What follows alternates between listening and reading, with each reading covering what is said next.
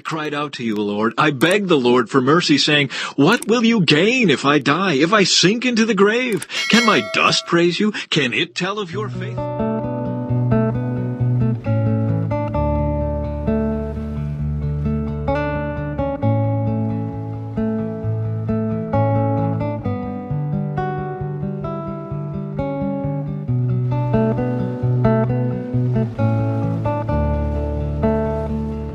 I cried out to you, Lord. I begged the Lord for mercy, saying, what will you gain if I die, if I sink into the grave? Can my dust praise you? Can it tell of your faithfulness? Hear me, Lord, and have mercy on me. Help me, O Lord. You have turned my mourning into joyful dancing. You have taken away my clothes of mourning and clothed me with joy, that I might sing praises to you and not be silent. O Lord my God, I will give you thanks forever. As Jesus was leaving the temple that day, one of his disciples said, Teacher, look at these magnificent buildings. Look at the impressive stones in the walls. Jesus replied, Yes, look at these great buildings. But they will be completely demolished. Not one stone will be left on top of another. Later, Jesus sat on the Mount of Olives across the valley from the temple. Peter, James, John, and Andrew came to him privately and asked him, Tell us, when will all this happen? What sign will show us that these things are about to be fulfilled? Jesus replied, Don't let anyone mislead you, for many will come in my name claiming, I am the Messiah. They will deceive many, and you will hear of wars and threats of wars, but don't panic. Yes, these things must take place, but the end won't follow immediately. Nation will go to war against nation and kingdom against kingdom. There will be earthquakes in many parts of the world, as well as famines. But this is only the first of the birth pains, with more to come. When these things begin to happen, watch out. You will be handed over to the local councils and beaten in the synagogues. You will stand trial before governors and kings because you are my followers. But this will be your opportunity to tell them about me. For the good news must first be preached to all nations. But when you are arrested and stand trial, don't worry in advance about what to say. Just say what God tells you at that time. For it is not you who will be speaking, but the Holy Spirit. A brother will betray his brother to death. A father will betray his own child, and children will rebel against their parents and cause them to be killed. And everyone will hate you because you are my followers. But the one who endures to the end will be saved. The day is coming when you will see the sacrilegious object that causes desecration standing where he should not be. Reader, pay attention. Then those in Judea must flee to the hills. A person out on the deck of a roof must not go down into the house to pack. A person out in the field must not return even to get a coat. How terrible it will be for pregnant women and for nursing mothers in those days. And pray that your flight will not be in winter, for there will be greater anguish in those days than at any time since God created the world. And it will never be so great again. In fact, unless the Lord shortens that time of calamity, not a single person will survive. But for the sake of his chosen ones, he has shortened those days.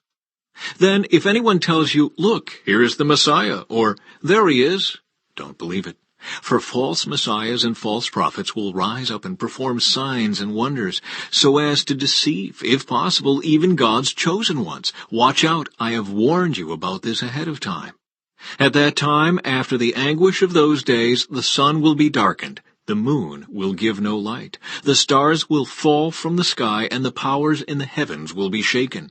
Then everyone will see the Son of Man coming on the clouds with great power and glory, and he will send out his angels to gather his chosen ones from all over the world, from the farthest ends of the earth and heaven.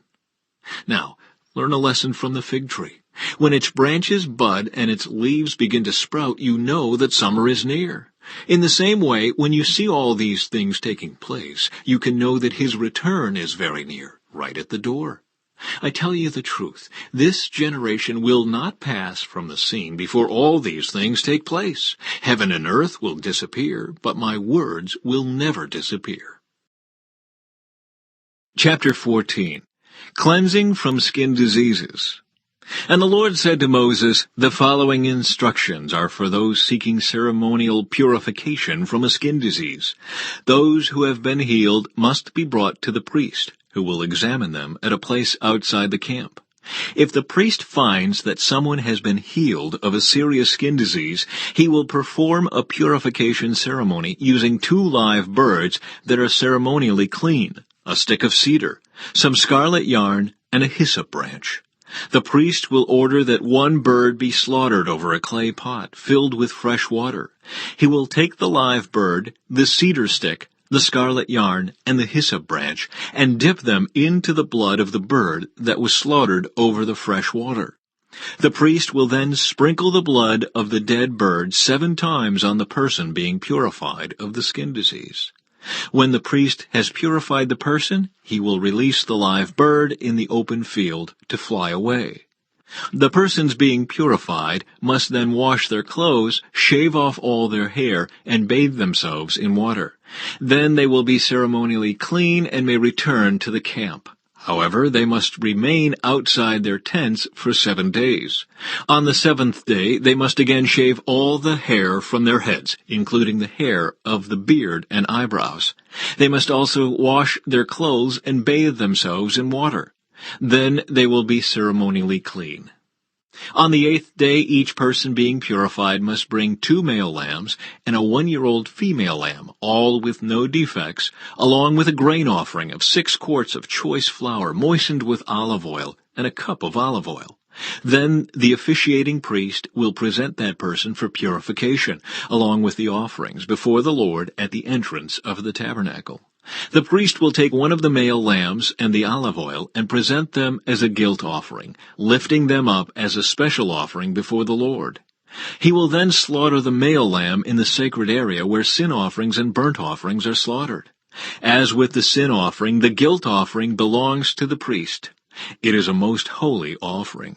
The priest will then take some of the blood of the guilt offering and apply it to the lobe of the right ear, the thumb of the right hand, and the big toe of the right foot of the person being purified. Then the priest will pour some of the olive oil into the palm of his own left hand. He will dip his right finger into the oil in his palm and sprinkle some of it with his finger 7 times before the Lord. The priest will then apply some of the oil in his palm over the blood from the guilt offering that is on the lobe of the right ear, the thumb of the right hand, and the big toe of the right foot of the person being purified. The priest will apply the oil remaining in his hand to the head of the person being purified. Through this process, the priest will purify the person before the Lord. Then the priest must present the sin offering to purify the person who was cured of the skin disease. After that, the priest will slaughter the burnt offering and offer it on the altar along with the grain offering. Through this process, the priest will purify the person who was healed, and the person will be ceremonially clean. But anyone who is too poor and cannot afford these offerings may bring 1 male lamb for a guilt offering to be lifted up as a special offering for purification. The person must also bring 2 quarts of choice flour moistened with olive oil for the grain offering, and a cup of olive oil. The offering must also include 2 turtle doves or 2 young pigeons, whichever the person can afford. One of the pair must be used for the sin offering and the other for a burnt offering. On the 8th day of the purification ceremony, the person being purified must bring the offerings to the priest in the Lord's presence at the entrance of the tabernacle. The priest will take the lamb for the guilt offering, along with the olive oil, and lift them up as a special offering to the Lord. Then the priest will slaughter the lamb for the guilt offering. He will take some of its blood and apply it to the lobe of the right ear, the thumb of the right hand, and the big toe of the right foot of the person being purified. The priest will also pour some of the olive oil into the palm of his own left hand. He will dip his right finger into the oil in his palm and sprinkle some of it 7 times before the Lord. The priest will then apply some of the oil in his palm over the blood from the guilt offering that is on the lobe of the right ear, the thumb of the right hand, and the big toe of the right foot of the person being purified. The priest will apply the oil remaining in his hand to the head of the person being purified. Through this process, the priest will purify the person before the Lord. Then the priest will offer the 2 turtle doves, or the 2 young pigeons, whichever the person can afford. One of them is for a sin offering, and the other for a burnt offering, to be presented along with the grain offering. Through this process, the priest will purify the person before the Lord. These are the instructions for purification for those who have recovered from a serious skin disease, but who cannot afford to bring the offerings normally required for the ceremony of purification. Treatment of contaminated houses. Then the Lord said to Moses and Aaron, "When you arrive in Canaan, the land I am giving you as your own possession, I may contaminate some of the houses in your land with mildew. The owner of such a house must then go to the priest and say, 'It appears that my house has some kind of mildew.' Before the priest goes in to inspect the house, he must have the house emptied, so nothing inside will be pronounced ceremonially unclean. Then the priest will go in and examine the mildew on the walls. If he finds greenish or reddish streaks, and the contamination appears to go deeper than the wall's surface, the priest will step outside the door and put the house in quarantine for 7 days. On the 7th day, the priest must return for another inspection. If he finds that the mildew on the walls of the house has spread, the priest must order that the stones from those areas be removed. The contaminated material will then be taken outside the town to an area designated as ceremonially unclean. Next, the inside walls of the entire house must be scraped thoroughly, and the scrapings dumped in the unclean place outside the town. Other stones will be brought in to replace the ones that were removed, and the walls will be replastered. But if the mildew reappears after all the stones have been replaced, and the house has been scraped and replastered, the priest must return and inspect the house again. If he finds that the mildew has spread, the walls are clearly contaminated with a serious mildew, and the house is defiled. It must be torn down, and all its stones, timbers, and plaster must be carried out of town to the place designated as ceremonially unclean. Those who enter the house during the period of quarantine will be ceremonially unclean until evening, and all who sleep or eat in the house must wash their clothing. But if the priest returns for his inspection and finds that the mildew has not reappeared in the house after the fresh plastering, he will pronounce it clean because the mildew is clearly gone. To purify the house, the priest must take 2 birds, a stick of cedar, some scarlet yarn, and a hyssop branch. He will slaughter one of the birds over a clay pot filled with fresh water. He will take the cedar stick, the hyssop branch, the scarlet yarn, and the live bird, and dip them into the blood of the slaughtered bird and into the fresh water. Then he will sprinkle the house 7 times. When the priest has purified the house in exactly this way, he will release the live bird in the open fields outside the town.